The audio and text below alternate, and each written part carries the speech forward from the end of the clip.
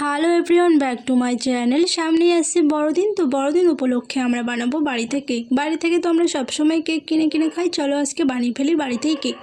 এখানে আমি নিলাম হাফ বাটি চিনি নেওয়ার পরে মিক্সার গ্রাইন্ডার মিক্স করে নেব। মিক্স করে নেওয়ার পর দুটো এলাচ, কারণ এলাচ দেওয়ার ফলে ডিমের গন্ধটা ছড়াবে না। 3 চা চামচ রিফাইন্ড অয়েল, সর্ষের তেল অ্যাড করা যাবে না। তারপর আমি এখানে দুটো ডিম নিয়ে নেব। ডিমগুলো ছোট ছোট সাইজের হওয়ার কারণে আমি দুটো ডিম নেব এখানে, না হলে বড় সাইজের হলে একটা ডিম নিতাম। এখানে আমি অ্যাড করব হাফ বাটি মতো সুজিটা অ্যাড করার পর আমি মিক্স করে নেব। মিক্স করার পর আমি একটা বাটিতে ঢেলে নেব। সুজিটা তো আমি পরে অ্যাড করেছিলাম, তো তোমাদেরকে বলছি তোমরা সুজিটা আগে অ্যাড করবে। মিক্সার গ্রাইন্ডারে মিক্স করে নিতে হবে। এবার আমি ফাটিয়ে নেব ভালো করে, কারণ কেকের জন্য যত ফাটাবে তত ভালো। তো ফাটিয়ে নেওয়ার পর এখানে আমি অ্যাড করব 4 চা চামচ গুঁড়ো মিল্কটা দেওয়ার পরে এখানে 2 চামচ মতো বেকিং সোডা, 1 বাটি ময়দাটা কিন্তু আমি আগে থেকেই চেলে রেখেছিলাম। এগুলো সব একসঙ্গে করে ভালো করে ফাটিয়ে নিতে হবে।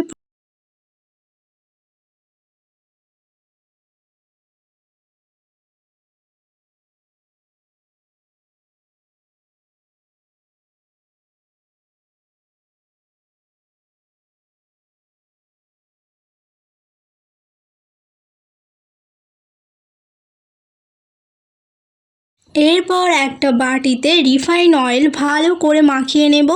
আর এর মাপের একটা কাগজ আমি অলরেডি আগে থেকেই কেটে রেখেছিলাম, সেটাই আমি এখানে বসিয়ে দেব। ভালো করে সেটিং করে বসাতে হবে।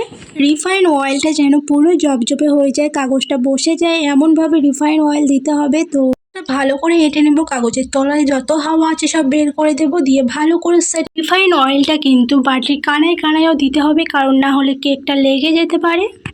তো কেকের বেটার তো রেডি। তো কেকের বেটারের তুলনায় বাটিটা একটু বড় সাইজের নিতে হবে, কারণ কেকটা ফুলে ফেঁপে উঠবে যখন, তখন ওই জায়গাটা পূরণ করে দেবে। কেকের বেটারটা আমি এমনভাবে বানিয়েছি যাতে খুব পাতলাও না আর খুব ঘনও না, মিডিয়াম।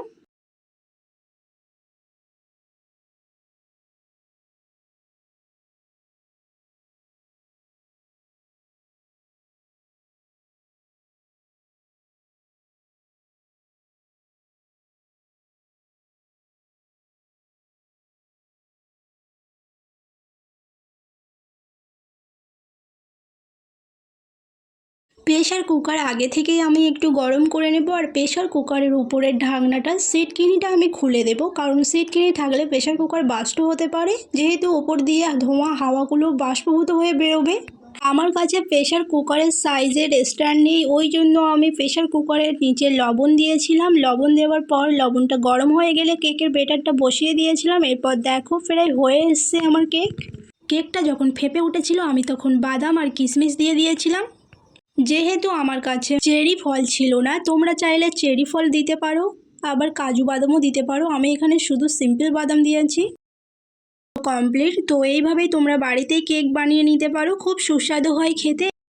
একটা প্লেটে আমি কেকটা ঢেলে নেব। ঢেলে নেবার পর দেখো কত সুন্দর হয়েছে কেকটা। কাগজটা তুলে নেওয়ার পর কেকটা খুব সুন্দর দেখতে লাগছে। বাটিটা তো আমার ঠিক সেরকমই আছে, আগে যেরকম ছিল, যেরকম কেকের বেটারটা ঢেলেছিলাম ঠিক সেরকমই আছে।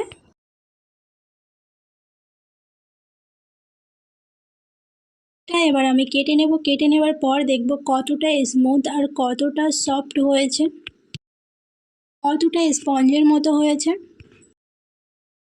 তো তোমরাও ট্রাই করো, আশা করি খুবই ভালো লাগবে। আজকে এই পর্যন্ত, দেখা হচ্ছে পরের রেসিপি। বাই।